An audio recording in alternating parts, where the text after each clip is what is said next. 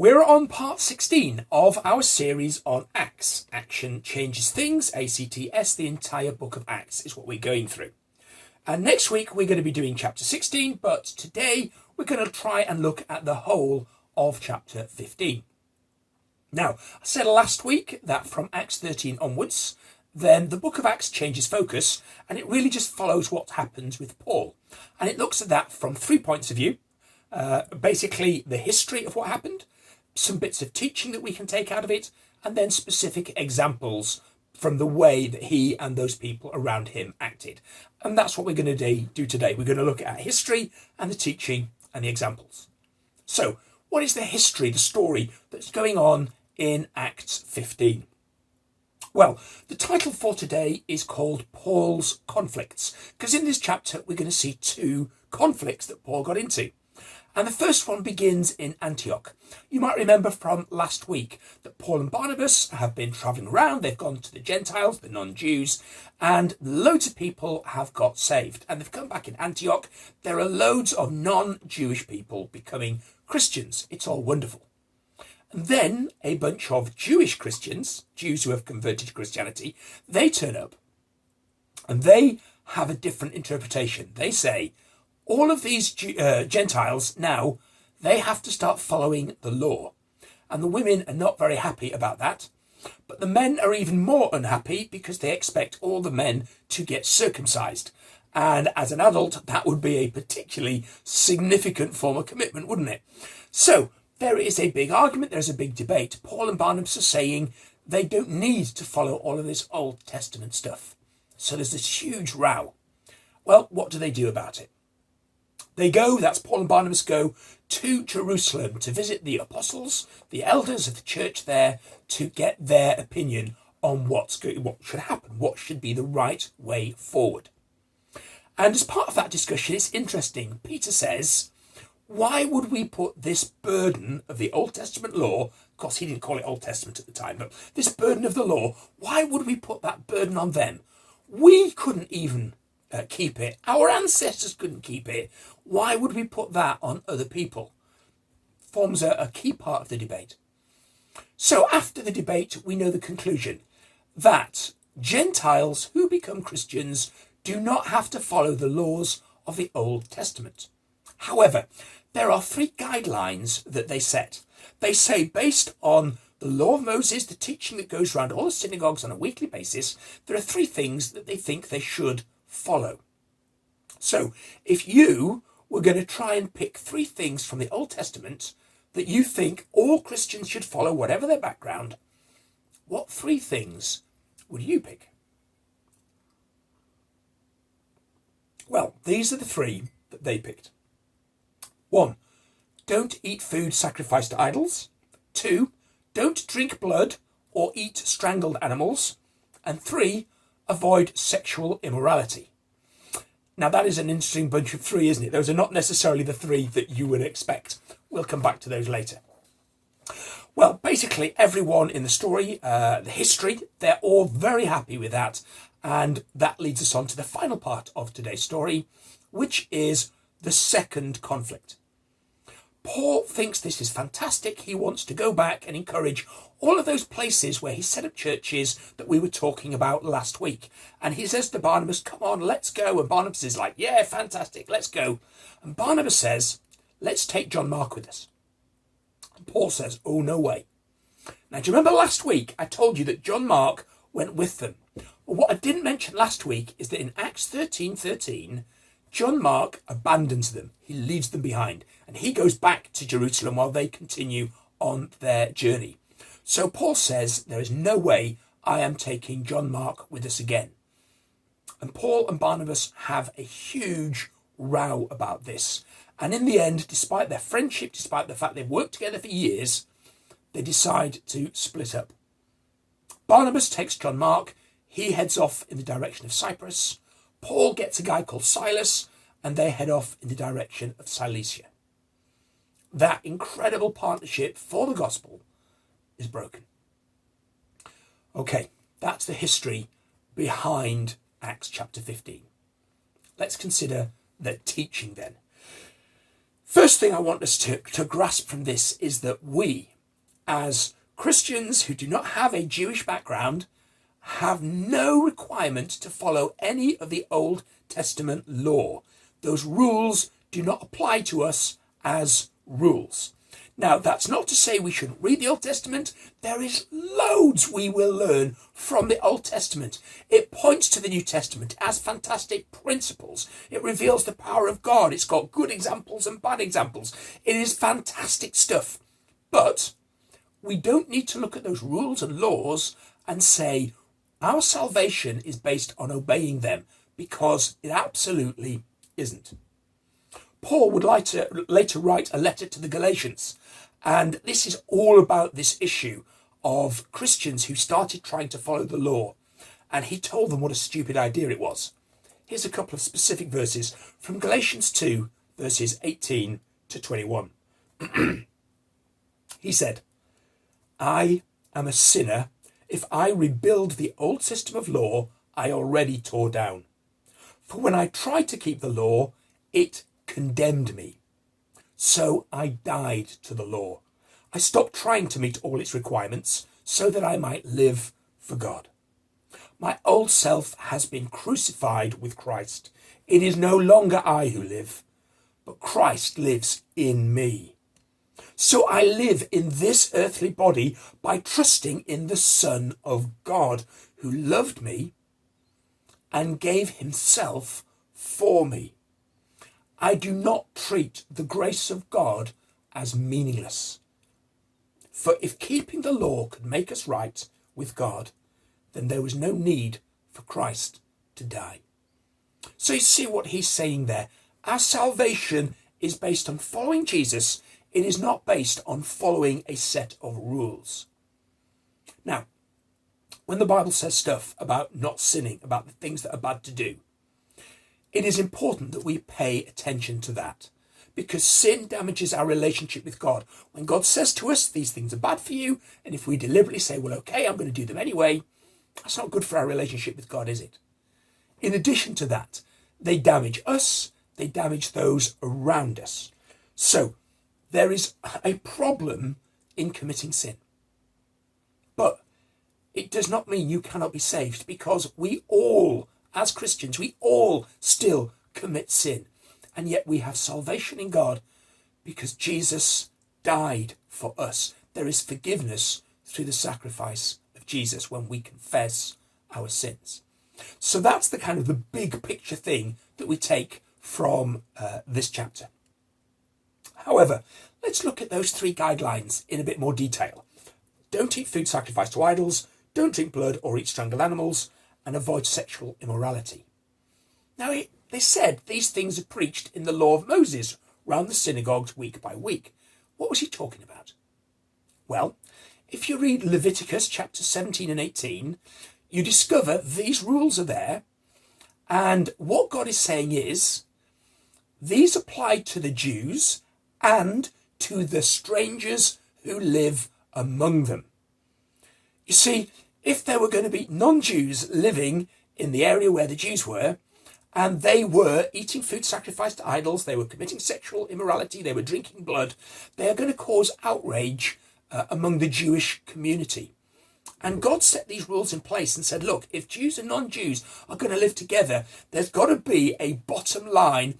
And this was the bottom line that he gave in Leviticus 17 and 18. So that's why in the New Testament, they said, look, these are still good principles for Jewish and non-Jewish Christians to live together. So that's where they came from. However, there must be some reason why those 3 are important. So let's look at each one of those. And I'm going to do them in reverse order because they're easier to explain that way. Get the simple ones out of the way first. So, first of all, avoid sexual immorality. Well, let's be clear, that is a New Testament principle as well. That applies absolutely today, just as it would at any point in history. Because we know that within marriage, then sexual activity is wonderful.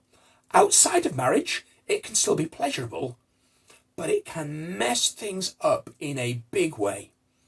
There are a lot of problems in society, broken families, unwanted children, abortions, all kinds of dysfunctions going on because people say that sex outside marriage isn't a big deal. Well, God would say it is a big deal. And that's why we should avoid sexual immorality. Next one is don't drink blood or eat strangled animals. Now, if you look at a lot of the Old Testament laws about what is clean and what is unclean, it really all boils down to issues of health. And basically, drinking blood is a bad idea. And the reason that they would strangle animals at that time, they would strangle them precisely because they were planning on drinking the blood. So that's why that ties into the don't drink blood, don't eat strangled animals. And really, this is a health issue. And we are still called to live healthy lives. Last one. Don't eat food sacrificed to idols. It is amazing how often this turns up in the New Testament as a big issue. Now, what it all boils down to is this. Back in those days, people would worship idols, statues of their gods, and they would sometimes take food, present it to their idol, ask for a blessing from their god, and then they would think like that food was now magic. It had wonderful blessed properties. And they might offer it to people as in, here, eat this food which my God has blessed. And if a Jew or a Christian were to take that and eat that, then the person who's giving it to them would think, they're worshipping my God. They want the help of my God. And obviously, idolatry is wrong. There are no other gods. And therefore, the Old Testament and frankly the New Testament are both saying, you know what? You don't want to be giving people the impression or actually worshipping other gods. That's why this food sacrifice to idols was a bit of a big deal. In 1 Corinthians 8, Paul is going to write more on this topic. And he explains a bit more detail. And the first thing he says in that chapter is, eating food sacrificed to idols is meaningless. It is nothing. It has no power. It's just food. If you want to eat it, that doesn't really make any difference. You can eat it with a clear conscience. It doesn't mean a thing. However, if someone else is there and they think it's a big deal, then you could cause problems if you eat it. If they're a Christian and they think it's a big deal, well, then you could be hurting their faith. They might be like shocked. Oh my goodness. Like if they saw me doing it and they thought I was, oh my goodness, the pastor's eating food sacrificed to idols. Now I know it's meaningless, but if they don't know it's meaningless, well, then I'm going to upset them. So Paul says, if you're in that situation, don't do it. And you might think to yourself, well, Ian, that is never going to crop up, is it? Because where do you get these days people offering food to idols? So I guess really it doesn't apply. But maybe there's a principle that does apply. That we should consider in our actions, not just what it's permissible for us to do, but how what we know is okay might affect other people if they don't think it's okay. Interesting one, for example, is drinking alcohol. Now, I would argue the Bible does not forbid drinking alcohol, but it does say you should not get drunk. Therefore, anyone who drinks alcohol should limit their intake. They should not be drinking to the extent that their actions and their thinking are affected by the fact that they have been drugged by alcohol. Out of interest, by the way, I don't drink alcohol myself, but that's not for specifically religious reasons. It's more because before I was a Christian, I was a binge drinker. I only used to drink alcohol if I was going to get absolutely smashed legless. And when I stopped getting smashed, then I thought, well, what's the point? And then I didn't drink for ages, and then I just kind of hate the taste of it now. So personally, I don't drink. But if other Christians want to drink and not get drunk, I don't have a problem with that. And Hilary, my wife, she likes to drink a glass of wine every now and again. So if we have a meal, we have a question. Do we serve wine or not? And to be honest, what we generally do is this. If we know the people coming do drink alcohol, we will serve wine. If we know they don't, or we don't know whether they do or they don't, we usually will not serve alcohol because we don't want the risk of offending them. And we might have a conversation with them and ask them what their views are, so that if they're okay with it, then the next time they come, then we might get a bottle of wine in if they like wine. You see what we do? We alter our behaviour, not based on what God would permit or wouldn't permit, but we alter it based on what is going to upset other people, or more precisely, what won't upset other people. Now, the fact that Paul bothers to explain all this also shows that we're not slaves to this all the time. That actually the right thing to do, like he did in 1 Corinthians 8, is to teach people what's okay and what's not okay, so that we don't just end up doing things unnecessarily, but actually we teach people what the right way actually is. So, we're left with these 3 rules. Avoid sexual immorality, don't drink blood or eat strangled animals, don't eat food sacrificed to idols. I say the rules. Even Acts 15 says they're guidelines more than anything else. But if we expand that, essentially what it's saying is this. They're about living right, avoiding sexual immorality. They're about living healthy, avoiding blood and drinking raw blood. And they're about living alongside others. Don't eat food sacrificed to idols. And those 3 principles still apply today. We should be living right, we should be living healthy, and we should be understanding how we live alongside others. So, that's the teaching for today. What about the example? What do we learn from the example? Well, the second conflict is this argument about John Mark. And I want you to understand the bond between Paul and Barnabas. You know, Galatians would imply that the time between Paul getting saved and Barnabas going to help him out might be as long as 14 years. So for all that time, Saul, as he was known at that time, he was kind of preaching Jesus, knowing Jesus, and yet he was not welcome in any of the churches. And it was Barnabas who went to him and said, come and be a part of the church. What a thing. Think how Saul, who later became called Paul, think how he would have felt about Barnabas doing that for him. I mean, that is an amazing friendship where he reaches out. And as a result of that, we know they ended up working together. We talked last week about how they went on a journey of several years working together. And now they fall out over one argument. One disagreement destroys that friendship, destroys that working relationship. And the thing is that argument was about a simple matter of opinion. It wasn't even a massive issue. Do we take John Mark with us or not? Do we give him a second chance? Don't we give him a second chance? And because they couldn't decide what to do, they split up. How easy would it have been to solve that argument? All that needs to happen is to say Paul goes, all right, Barnabas, if it means that much to you, we'll take John Mark with us. Or maybe Barnabas could just have said, okay, Paul, if you really don't want to give him that second chance, so he can go with somebody else, we'll take Silas instead. That's all it would have taken. But it didn't happen. Angry words were said. We don't have the details in the Bible, but we know they got angry. And as a result, they didn't want to work together again. And the enemy succeeds in breaking up a powerful partnership for good. You've got to ask yourself, are we ever like that? Are you ever like that? I've seen friendships break down. I've seen family relationships break down. I've seen churches where people leave or even the church splits over an argument. And it shouldn't be that way. Paul would later write a lot of things he taught us in his letters.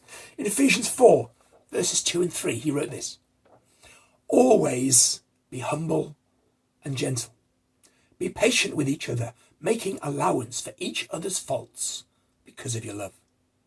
Make every effort to keep yourselves united in the Spirit, binding yourselves together with peace.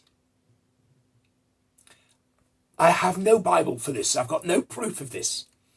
But I can't help wondering if, as Paul wrote those words, he thought back to the argument.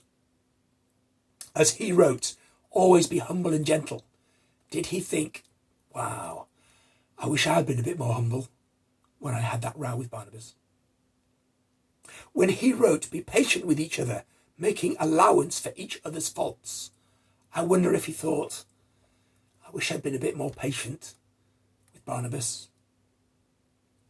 When he said that thing about making allowance for faults, and he thought about the faults of John Mark, and he wouldn't make an allowance, he wouldn't take him again, I wonder if he thought back and thought, maybe I should have just let John Mark come with us. Why did I let one mistake ruin everything? It shouldn't be that way.